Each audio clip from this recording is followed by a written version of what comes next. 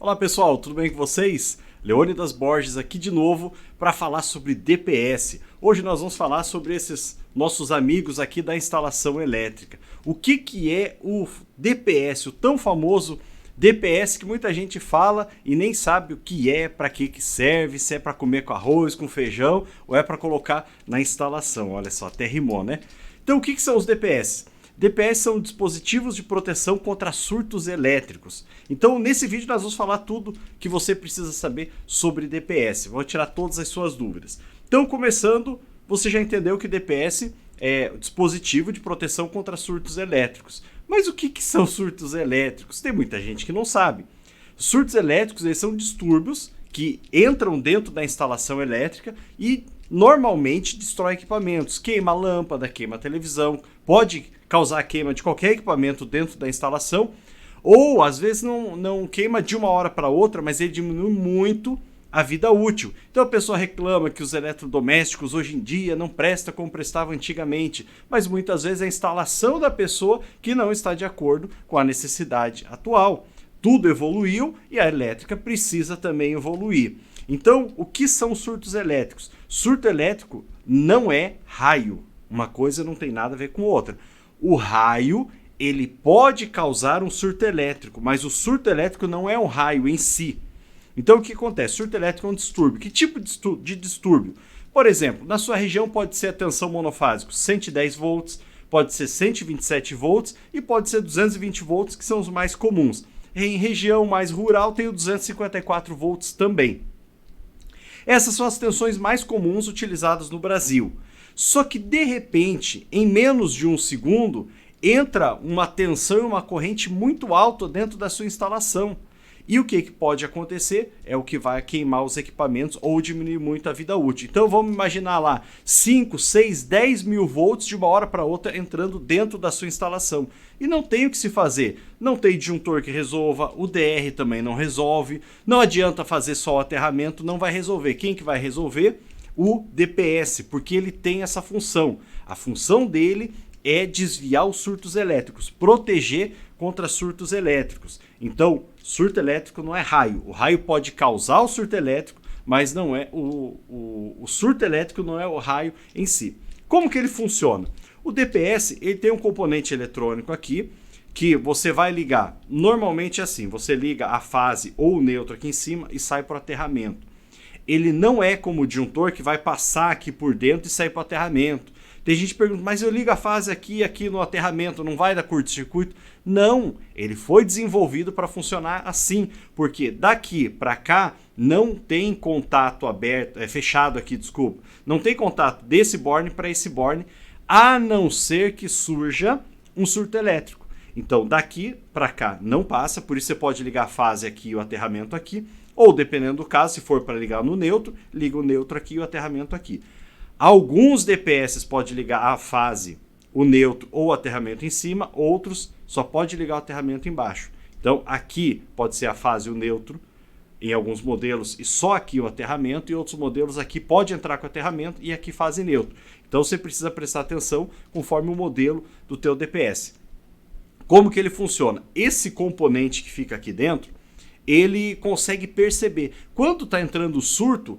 Esse surto ele entra por aqui e é desviado para o aterramento e não passa para dentro da instalação elétrica. Então o surto está entrando da rede da concessionária, esse equipamento aqui vai fechar os contatos internos, desviar esse surto elétrico para fora da instalação através do aterramento e não deixa esse surto elétrico entrar dentro da instalação. Essa é a função do DPS. É importante lembrar que ele não trabalha sozinho.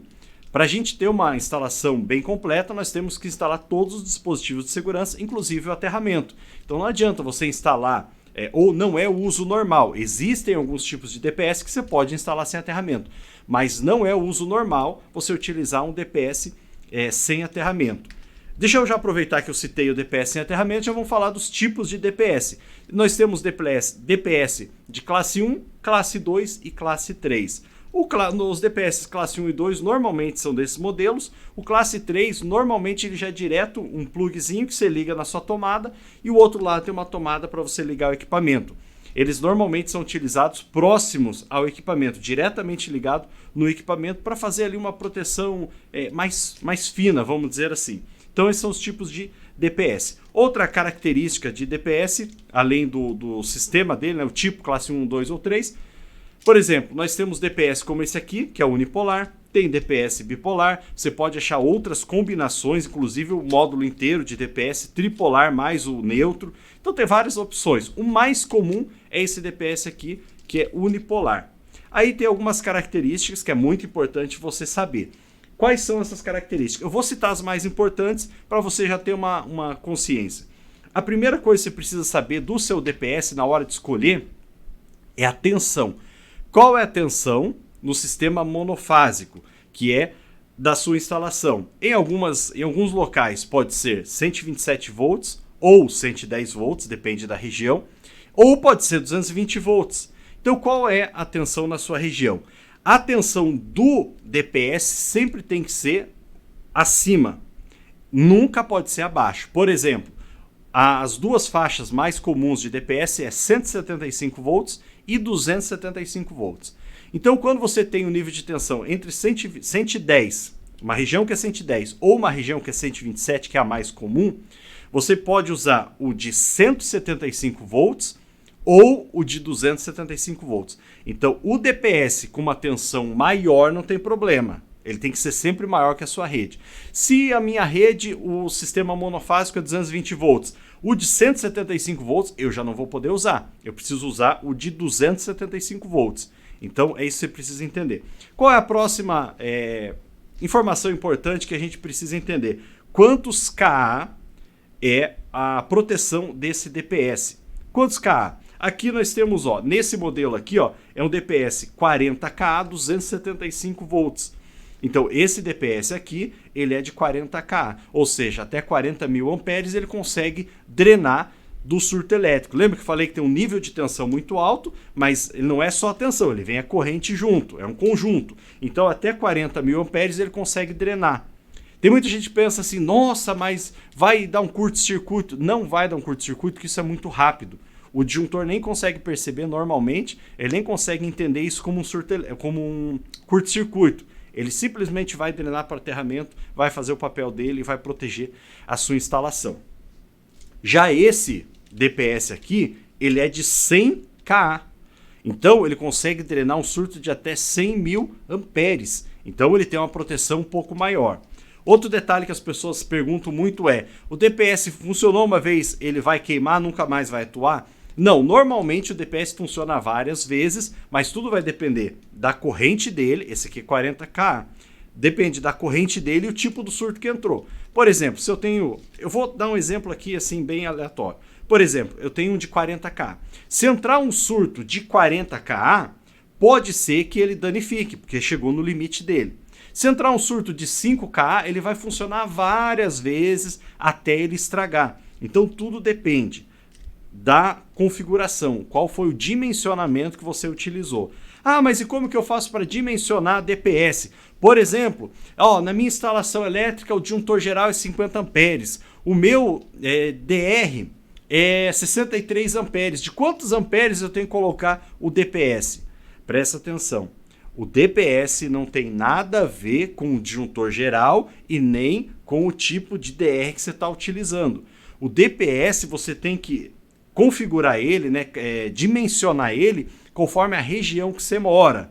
E um detalhe bem importante, tem gente que fala assim, não, na minha região não cai muito raio, eu não preciso disso. Lembra que eu falei que o raio ele causa o surto elétrico, mas não é só o raio que causa surto elétrico. E outro detalhe é que o Brasil é o país onde mais cai raio no mundo. Então não tem um lugar no Brasil que diga assim, não, na minha região não cai raio. Cai raio sim, talvez você nem perceba, mas cai raio e eles, além de outros fatores, podem gerar aí os surtos elétricos. Então o que você precisa saber para dimensionar? Primeira coisa, a tensão, sempre a tensão do DPS tem que ser acima da sua tensão nominal e também quantos kA essa proteção. Eu posso te falar que quanto maior a proteção é melhor, porque se eu tiver um de 100 kA, ele vai trabalhar muitas vezes sem me incomodar. Se eu pego um de 25kA, por exemplo, que é menor que esse aqui, ele pode já queimar no primeiro surto elétrico ou funcionar 2, 3 vezes e não funcionar mais. Então eu tenho que prestar atenção nesses detalhes. De maneira geral, você vai instalar aí, eu aconselho, no mínimo 40 kA.